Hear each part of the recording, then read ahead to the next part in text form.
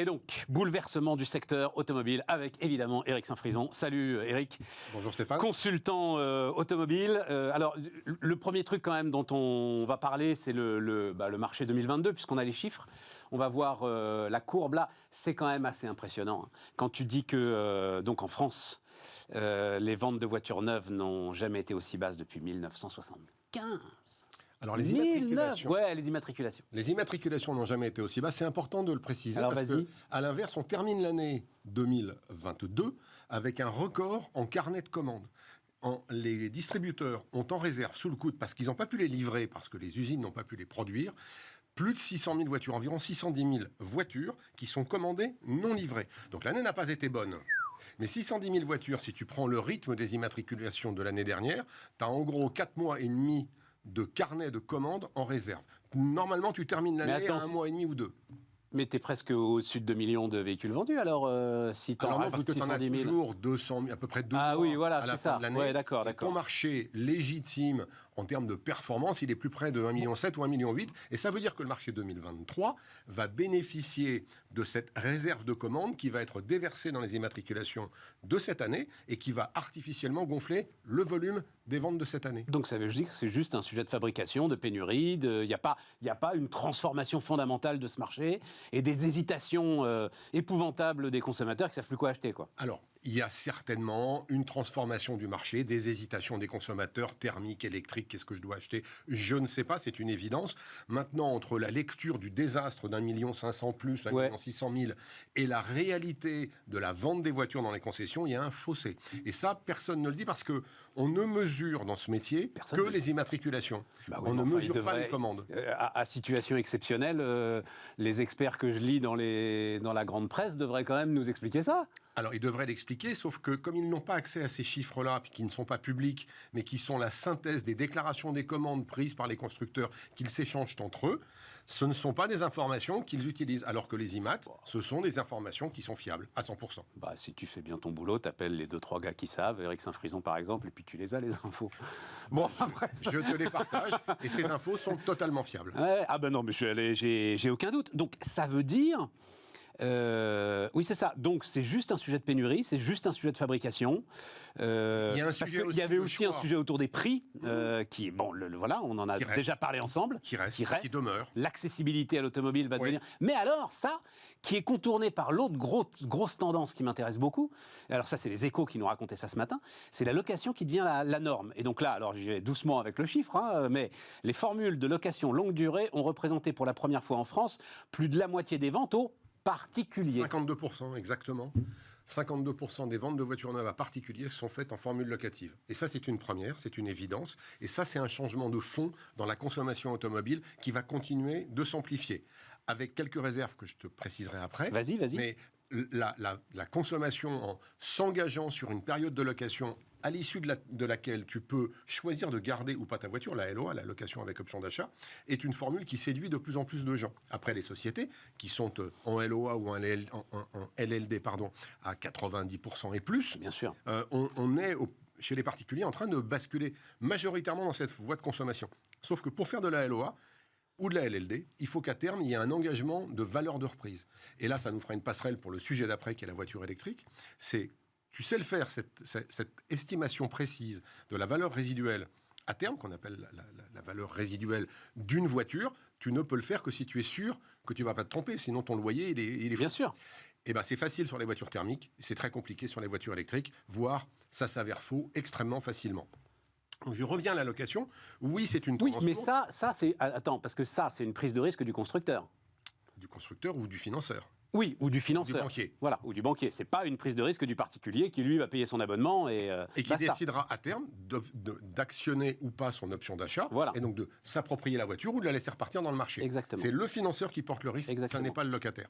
Mais je reviens 2 secondes sur cette croissance de la LOA ou du locatif, qui est aussi en train de prendre une part du marché de la voiture d'occasion. Et ça n'existait pas il y a 5 ans dans le VO, la voiture d'occasion.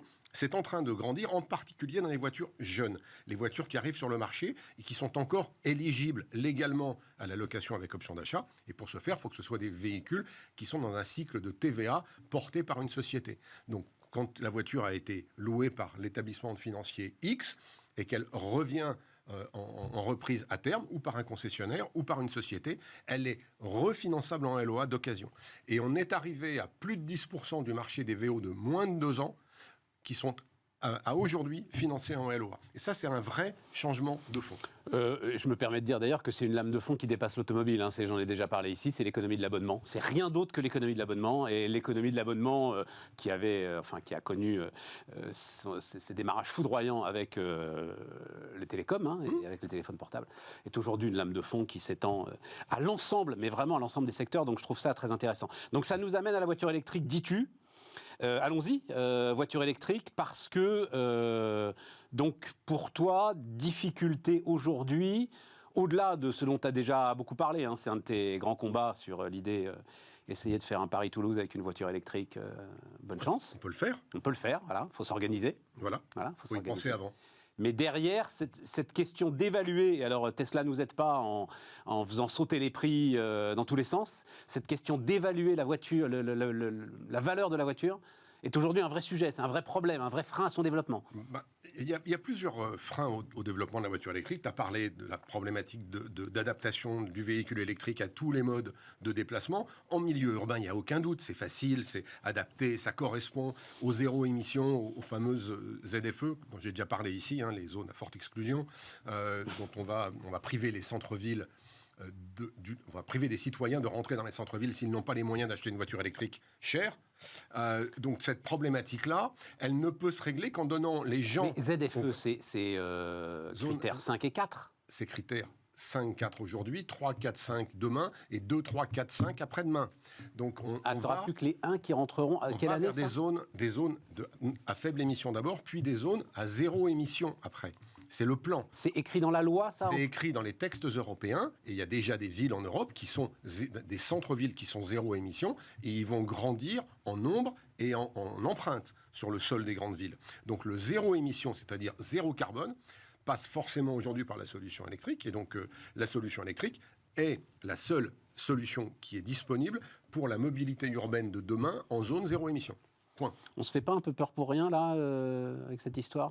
On n'y est pas encore, quoi. Enfin, c'est pas... Alors, c'est vrai que pas mal de villes ont commencé à annoncer des reports, des décalages, des tolérances. Il y a un principe de réalité qui va s'imposer à un moment, quand même. Et puis même les écolos, pour être tout à fait précis, c'est intéressant de le dire et de le lire, c'est que les écologistes disent il vaut mieux faire rouler une voiture critère 4 en ville que d'en acheter une neuve.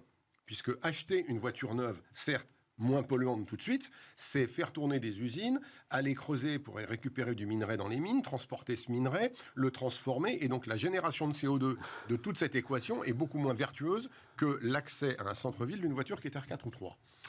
Donc, tout ça peut encore évoluer, tu as raison. Ouais, j'ai ouvert un tiroir, là, donc zone de faible émission, ZFE, c'est ça Zone à faible émission. Voilà, forte exclusion, tu dis, toi, mais faible émission. Donc, revenons sur la voiture électrique. En milieu urbain, absolument aucun doute. Mais qu'est-ce que tu voulais ma question était plus sur la valeur aujourd'hui et la complexité à appréhender le marché. Il y a deux paramètres. Il y a deux paramètres pour le client qui sont compliqués. Quelle voiture électrique je choisis ? Est-ce que c'est une voiture urbaine ou une voiture grande routière ? Si c'est une grande routière, combien coûte-t-elle ? Et si je ne peux pas me l'acheter en payant cash, comment je la finance ? Et donc, si je la finance, je vais utiliser un financement du type location avec option d'achat, et ce financement va tenir compte de la valeur résiduelle de la voiture. Si cette valeur résiduelle est instable, et donc que les sociétés de financement se protègent de risques sur cette valeur résiduelle, alors le montant des loyers sera impacté de ce risque. Et ce risque-là, c'est le client qui va le porter. Ouais, là, c'est clair. Et on va tomber sur des montants de loyers qui ne permettront pas aux clients d'acquérir des voitures électriques qui sont chères, qui vont rester chères et peut-être même se renchérir dans l'avenir. Deuxième paramètre important pour le risque client, c'est la techno. J'achète une voiture avec la techno d'aujourd'hui. Quelle est sa durée de vie de cette technologie ? Est-ce que les batteries vont devenir plus légères ? Est-ce que les batteries vont avoir plus d'autonomie ? Est-ce que mes batteries, je pourrais les changer pour une nouvelle génération de batteries ? Est-ce que mes batteries ou mon système de chargement correspondra au réseau de chargement de demain ? Devrais-je m'abonner à un réseau de chargement autoroutier qui va me coûter un demi-bras pour pouvoir faire 50 km ? Quand tu dis tout ça, tu comprends que le marché soit à l'arrêt quand même. Quand tu dis tout ça, tu comprends. Et il ne l'est pas. Tu viens de nous démontrer. Mais j'étais persuadé, moi, que le marché était à l'arrêt à cause de ça. C'est-à-dire, c'est mon Dieu. Il y a un deuxième marché dont on n'a pas parlé, mais c'est super important de le préciser ici, c'est le marché de la voiture d'occasion. Parce que le marché de la voiture neuve a connu une crise dont on a du mal à sortir depuis 3 ans. Covid, post-Covid, composants, matières premières. Le VO a connu une année exceptionnelle en 2022. En 2021, c'était son année record à 6 millions 100 000 voitures, peu ou prou, ce qui est extraordinaire. On vient de 5 millions 5 ans avant. Et on est retombé à 5 millions 2 en 2022. Donc on a fait un bond de 5 ans en arrière. Mais ce qui est intéressant, c'est quand on regarde ce que les gens achètent d'occasion, ils achètent des voitures thermiques, et dans les voitures thermiques, des voitures diesel, principalement, majoritairement. Donc l'achat des consommateurs... On va emmener au bout de sa vie, quoi. Ah oui, puis le parc est en train de vieillir. On a passé les 11 ans d'âge, alors qu'on vient de 9 avant le Covid. Donc le parc vieillit et les gens s'achètent des moyens de mobilité qui correspondent à leurs besoins, pas aux contraintes qu'on leur impose. Et quand Carlos Tavares dit ce matin dans les Échos, tu le précisais, qu'on va vers un problème de relations compliquées industriellement avec la Chine.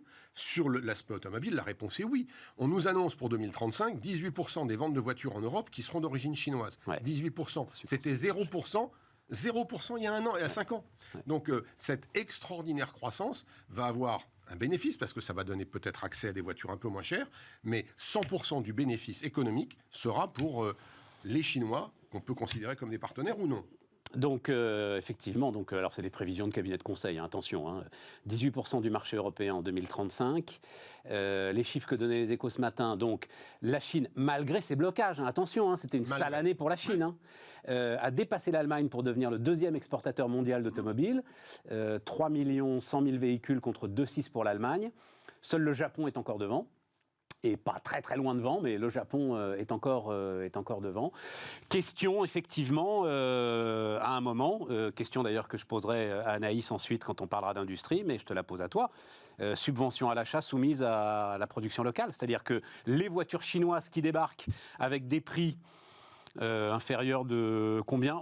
Alors on l'a je regardais sur le modèle 3 de Tesla. Il y a 15 000 $ de différence entre le prix chinois et le prix, on va dire, occidental. 15 000 $.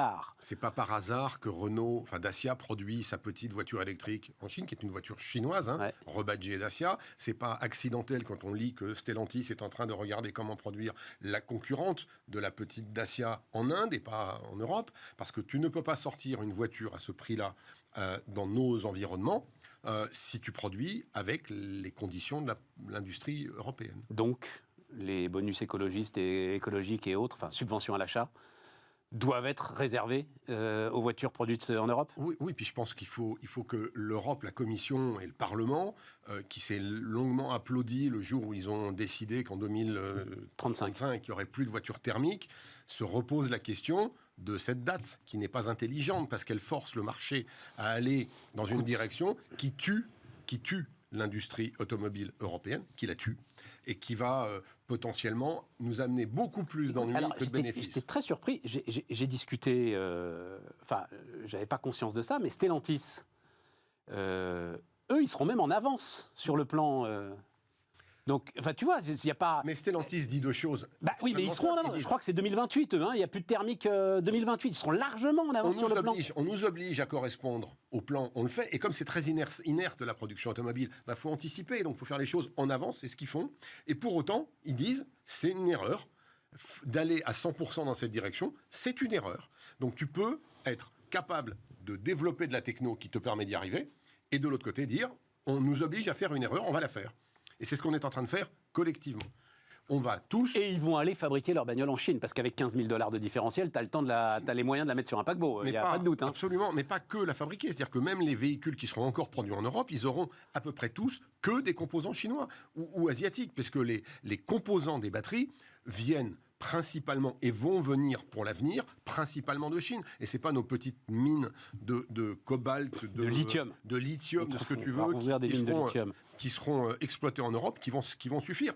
À propos, je rappelle que la France possède, je l'ai déjà dit une fois sur ce plateau, je crois, possède d'énormes gisements de minéraux utiles à la production de batteries en Nouvelle-Calédonie. 100% des contrats d'exploitation ont été confiés aux Chinois. Donc même ce qu'on a... Le nickel, tu veux dire ? C'est le nickel en Nouvelle-Calédonie. C'est Eramet qui a signé un énorme contrat avec les Chinois et qui en fait exporte la totalité ou la quasi-totalité de son minerai en Chine.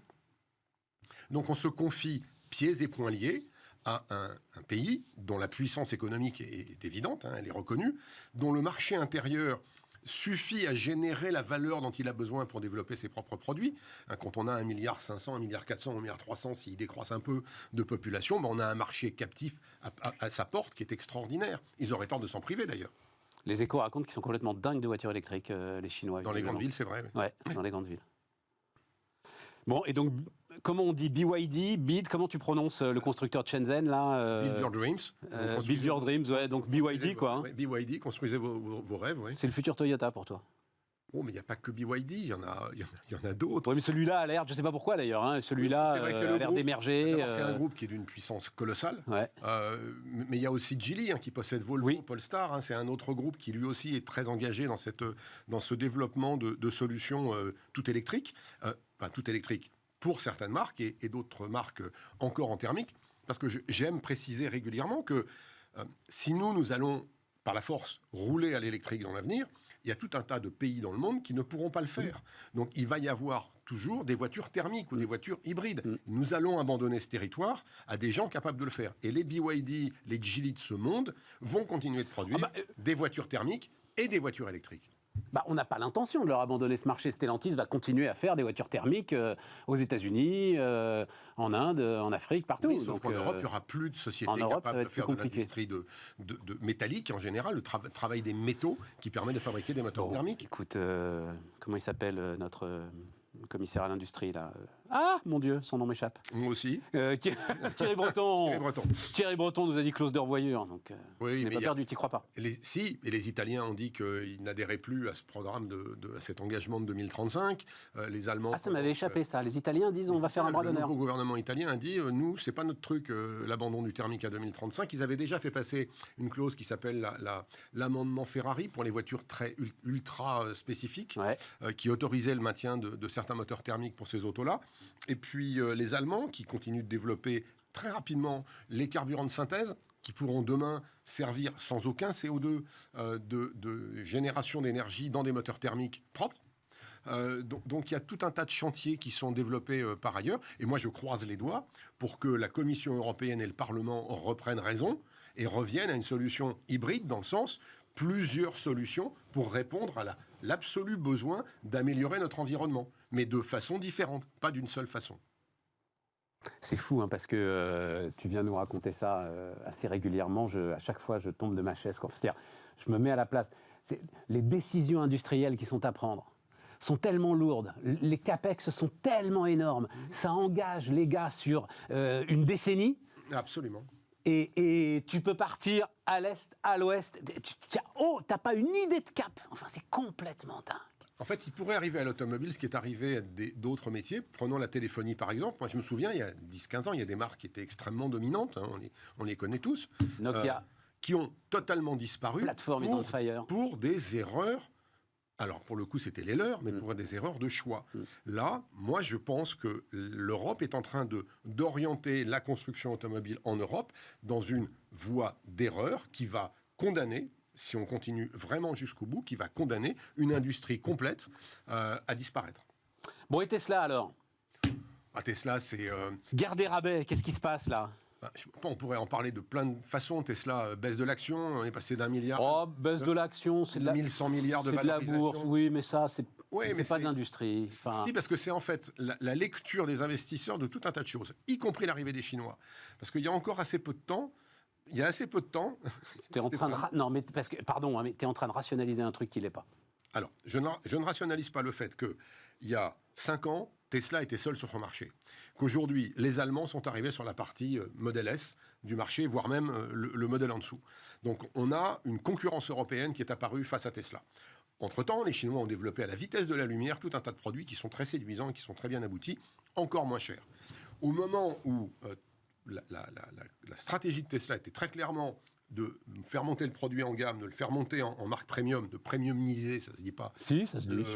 Le marché de la voiture électrique, ils se sont retrouvés attaqués par le milieu et par le bas. Donc ils ont dû descendre. Ils avaient monté les prix de façon hallucinante en 2022. Je ne sais pas si tu te souviens, mais les prix étaient montés de façon spectaculaire 2 fois dans l'année. On en avait parlé ensemble. On en avait parlé et on se demandait où ils allaient. Ils sont montés trop haut. Donc ils ont vendu moins. Donc quand tu montes, tu as une élasticité qui est une évidence et une réactivité du consommateur qui est forte. Tu as le choix entre des produits aussi attrayants les uns que les autres, et il y en a un qui est plus cher et qui monte ses prix régulièrement. Mais qu'est-ce que tu fais? Tu vas acheter les autres. C'est ce qui s'est passé. Et donc Tesla descend ses tarifs de façon substantielle aujourd'hui. Je rappelle tu avais les chiffres d'ailleurs donne parce que c'est intéressant, vas-y. En ayant monté les prix, ils étaient quand même sortis du bonus écologique. Oui. Donc en sortant du bonus écologique, ils ont, un, remonté leurs tarifs, et deux, perdu 6 000 balles d'assistance à la vente des voitures. Donc là, j'ai juste ressorti le prix d'une modèle S, par exemple, dans le temps. C'est très drôle. Hein. En 2017, ça valait en gros 70 000 euros. C'est monté en 22 à près de 110 000 euros. Ça fait beaucoup comme hausse. Alors là, c'est redescendu un petit peu en dessous de 100 000. Mais Model S, c'est quoi? C'est la plus grosse? C'est la belle voiture qui a fait l'image de Tesla et qui est une réussite. Il n'y a absolument rien à dire. Mais aujourd'hui, une Taycan, un Taycan de Porsche, ça commence à 90 000 euros. Donc là, on se retrouve quand on est marchand de Tesla, enfin quand on est Tesla, face à des marques allemandes avec e-tron chez Audi, qui ont un pricing power et oui, c'est Porsche quoi. Une stratégie. Donc on a une exposition de la marque au prix qui est devenue forte. Et alors qu'ils ne l'étaient pas avant, ils étaient seuls. Et donc, ils sont obligés de suivre le marché. Ils en étaient sortis. Donc, la baisse des prix, elle est le juste retour là où il devrait être. Hein. C'est une marque. Peut-être que la Model S est un produit d'exception. Les autres sont des modèles, on va dire, normaux. Non, mais enfin, là où je disais que tu rationalisais quelque chose qui n'était pas, c'est que moi, ce qui m'intéresse, c'est peut-être la première fois sur un produit industriel de grande consommation où la personnalité du patron a une telle importance. Et la question, pourquoi est-ce que aussi des mecs ont commencé à vendre alors d'abord, il y a les mouvements classiques de marché. Hein, à un moment, tu vends une action, tu prends tes bénéfices. Enfin, c'est tout à fait normal, sans qu'il se passe rien. Enfin voilà. Et puis, à un moment, alors il y a les sujets de management, etc. Il passe tellement de temps sur d'autres choses qu'il n'a plus le temps pour Tesla. C'est quand même un problème quand un constructeur annonce « nous ne sortirons pas de nouveaux modèles ». Ah ben on n'a jamais vu ça. Jamais. Mais voilà. Jamais, c'est l'inverse de ce que doit faire un constructeur. Et ça, c'est parce qu'il n'a pas le temps, en fait, qu'il ne sort pas de nouveaux modèles. Oui, c'est parce que quand tu veux pas des impasses industrielles quand tu veux tout contrôler, les fusées, les réseaux sociaux, un constructeur automobile et sans doute d'autres choses qu'il a derrière, tu peux pas. Et surtout, il s'est mis à dire beaucoup de choses, à beaucoup parler. Et tout à coup, le fait que ce soit cool d'être dans une Tesla parce que Elon Musk était cool, ça devient, tu vois ce que je veux dire, ça devient un petit peu moins cool d'être dans une Tesla parce que l'autre se comporte comme... L'image du Elon Musk, développeur de Tesla. Participe à une aventure de dingue, c'est génial. Puis lanceur de fusée dans un concept absolument génial, c'était très vendeur. Ça l'est un peu moins dans le contexte Twitter, on va dire. Voilà. Et toutes ces annonces autour de Twitter. Mais des grands patrons de l'automobile qui ont fait vendre des voitures, il y en a eu d'autres dans le passé. Hein. Henry Ford, André Citroën. Oui, ça ne nous rajeunit pas. Non, mais je ne les ai pas connus, je te rassure. Mais non, ne me parle pas d'Henry Ford et d'André Citroën. T'es au début de l'automobile. Si, je t'en parle. Mais il y a... c'est un juste retour des choses. Donc les patrons qui ont donné une dynamique, une image à leur entreprise, il y en a eu d'autres. Il n'y en a pas eu pendant très longtemps. Et là, il y en a un. Maintenant, quelle dynamique il va donner au Tesla des années 2020 et après, enfin 23 et après, je ne sais pas. On a fait le tour ? Écoute, il y en aurait encore beaucoup des sujets. Hein, Qu'est-ce qui t'intéresse d'autre ? C'est pas ce qui m'intéresse. Moi, ce qui est extraordinaire aujourd'hui, c'est de voir comment on va basculer d'un mode d'achat d'automobiles monoculturel en concession à un mode d'achat combiné dans lequel les deux univers, le digital et le physique, vont totalement s'imbriquer. Ça, c'est la volonté des constructeurs, c'est aussi la volonté des distributeurs, et c'est en train de s'accélérer à la vitesse de la lumière. Donc le parcours composite entre je démarre sur Internet, je termine dans un point de livraison, c'est le cas de Tesla. Hein, Tesla, qu'on qualifie de marque web, hein, qui fait tout sur le web. Ok, mais il y a un moment, il y a une relation physique, il y a une livraison, une mise en main, une présentation des différents services. Et ben, ce type de commerce automobile va se développer énormément. C'est le cas des Chinois aussi. Hein. Tous les Chinois qui arrivent en ce moment, pas tous, une grande partie arrivent avec un modèle qui est absolument similaire à celui-là. C'est-à-dire des flagships, des centres de présentation de voitures qui valorisent la marque. Hein. Je pars. Donc en mode centre commercial, quoi. En mode mise en avant de la marque. Tout se fait sur Internet, mais si vous voulez vous rassurer sur la marque... Tu veux juste voir la voiture. Voir la toucher, parler à quelqu'un. Par contre, il n'y a plus de concessions. Dans le sens tu peux plus l'acheter. Tu peux l'acheter en ligne. Oui, mais pas l'acheter sur le point de vente. Tu l'achètes pas sur le point de vente.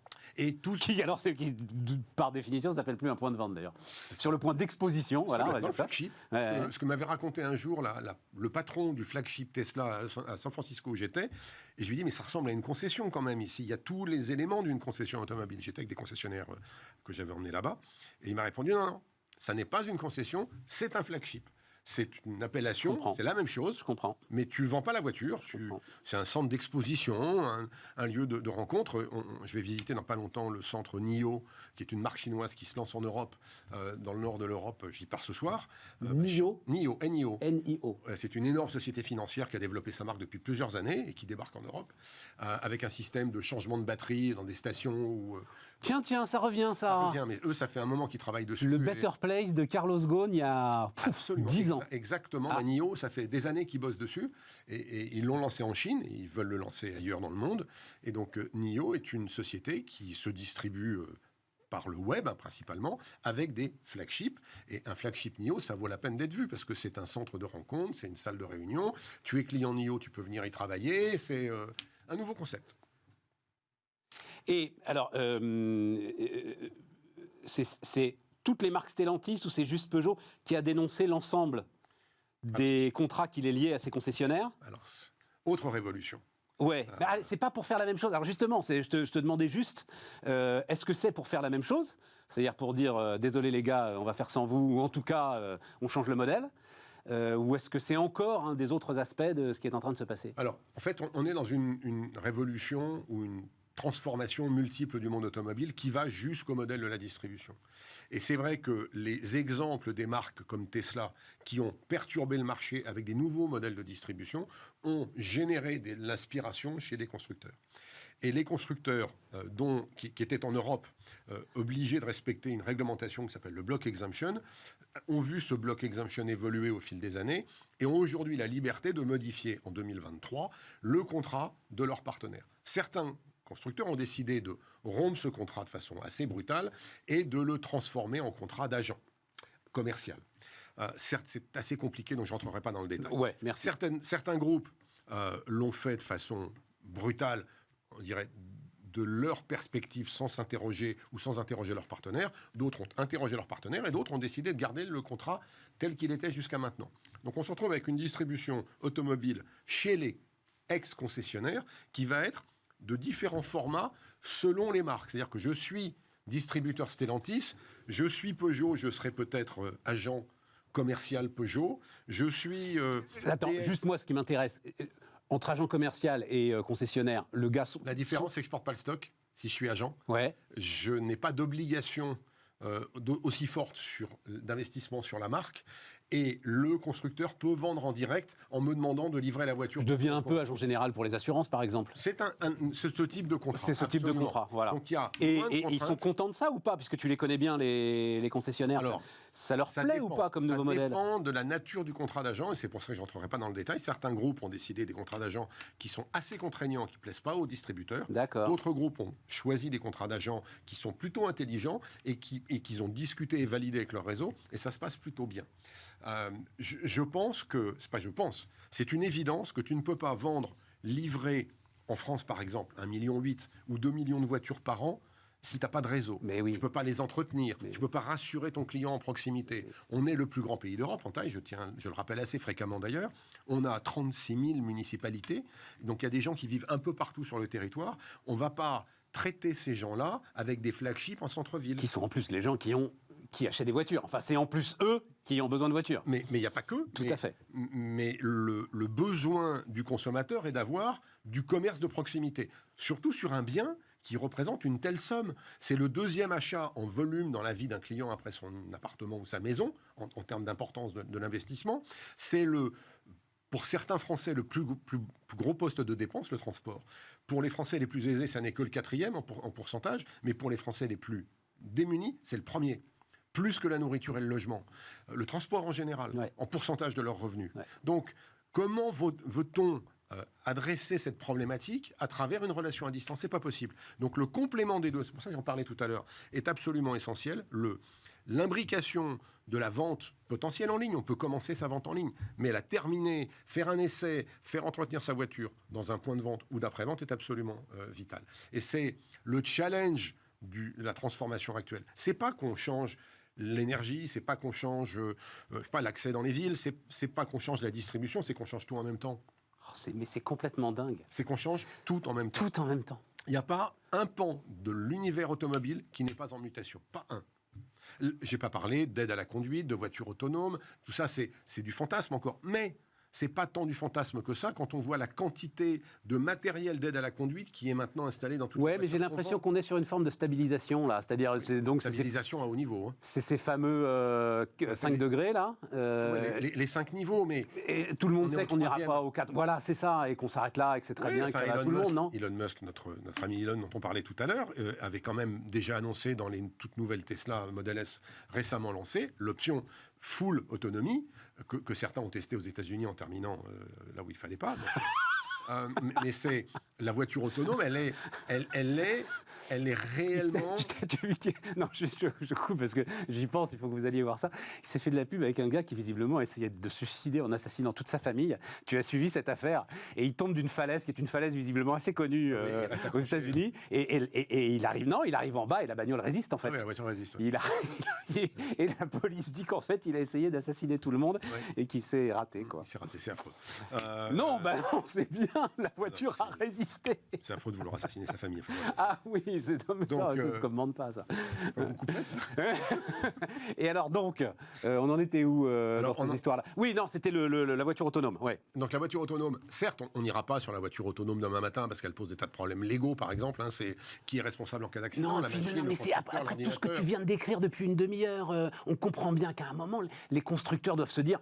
Il y a un endroit quand même où on va laisser un peu de côté le truc, quoi. C'est pas possible de tout faire en même temps. Tout faire en même temps et de rajouter du prix dans la voiture. C'est-à-dire que ça, c'est que du coup. Parce que j'ai oublié de préciser tout à l'heure que nos amis européens avaient quand même inventé un autre truc qui est pas mal en termes de prix, c'est la fameuse norme Euro 7. On était en norme Euro 6 jusqu'à maintenant, qui est une norme très contraignante sur les émissions de gaz, que ce soit les NOx ou les le CO2, hein, l'ensemble des particules, l'ensemble des polluants de la voiture, qui ont déjà été réduits dans des proportions phénoménales en 10 ans, était presque réglé comme problème, sauf que les Européens nous ont inventé la norme Euro 7, qui va rajouter de la contrainte. En parallèle d'ailleurs de finalement l'interdiction de tout le reste, quoi. En plus pour aller jusqu'à 2035. En plus pour aller pour quelques années à peine, quoi. Ouais, by the way, on va compliquer encore un peu plus la vie. Donc la norme Euro 7 va rajouter du coût dans la voiture. Et ça va avoir un impact sur les consommations de voitures neuves, comme on l'a vu tout à l'heure. Ça va renchérir la voiture, ça va faciliter le locatif, parce que je ne pourrai plus acheter, donc il va falloir que je consomme. Ouais. La voiture as a service, le car as a service. Absolument. Mobility as a service. Absolument. Et la voiture d'occasion qui va continuer de se vendre. C'est-à-dire que j'aurai une vieille voiture aujourd'hui, je la garderai, c'est une certitude. Enfin, j'en ai une vieille d'ailleurs, aussi. Moi aussi. Je sais, une Opel. Ah non. Ah, t'as plus d'Opel, elle n'a pas passé l'hiver, celle-là. Ah bah celle-là a été sortie du marché. D'accord. Voilà. Écoute, les vieilles voitures, à mon avis, ont une très belle vie devant elles. C'est une absolue certitude. Bon, bah là, on a fait le tour. Là, c'est complètement dingue. Hein. Complètement dingue. Non, et effectivement, ce qui va nous amener d'ailleurs à notre discussion suivante sur l'industrie. Et effectivement, le plus préoccupant là-dedans, c'est que... il n'est pas du tout sûr, enfin, toi, ta conviction même, c'est que l'ensemble de ces choix, l'ensemble de ces turbulences, l'ensemble de ces tourbillons vont nous amener en plus à affaiblir le tissu industriel de construction automobile en Europe. C'est déjà fait. C'est déjà fait. C'est déjà oui, fait. Mais... Les fonderies qui vont fermer. Mais les fonderies, si elles étaient remplacées par... Mais tu ne transformes pas un fondeur... une équipe. Non, mais ça Eric, c'est terrible à dire, pardon, mais la transition, elle est dure pour ceux qui sont dans la transition. Voilà. Ça, tu ne peux pas faire autrement. Oui. À un moment, le maréchal Ferrand, il n'y avait plus de chevaux, il a fallu qu'il s'arrête. Mais si tu inscris ta transition sur une période suffisamment longue, tu as le temps d'organiser la sortie des premiers et l'arrivée, la formation des seconds. Pas la transformation d'un fondeur en électronique. Non, ce qu'il faut, c'est que... alors, c'est pas forcément le même, mais ce qu'il faut, c'est que tu aies à peu près la même masse de production. C'est ça, le sujet. Et visiblement, non. Mais sur la transformation cheval-voiture, parce que tu as pris cet exemple, c'est quand même utile de rappeler que les premiers châssis de voitures étaient fabriqués par des charrons qui fabriquaient des charrettes et des calèches parce que c'était la même façon de fabriquer quelque chose avec une largeur, avec des longerons, en bois au début, avec des traverses. Bon. Des suspensions. Henry Ford est arrivé à un moment et a dit finissons avec cette fameuse phrase. Si j'avais écouté mes clients, j'aurais fait un cheval qui galope plus vite. Absolument. Voilà, magnifique. Ce que Steve Jobs avait dit aussi, si vous demandez au client ce qu'il veut, le temps de le faire, il voudra autre chose. Merci Eric. Merci à toi. Eric Saint-Frison donc qui nous accompagnait et on continue notre discussion industrielle.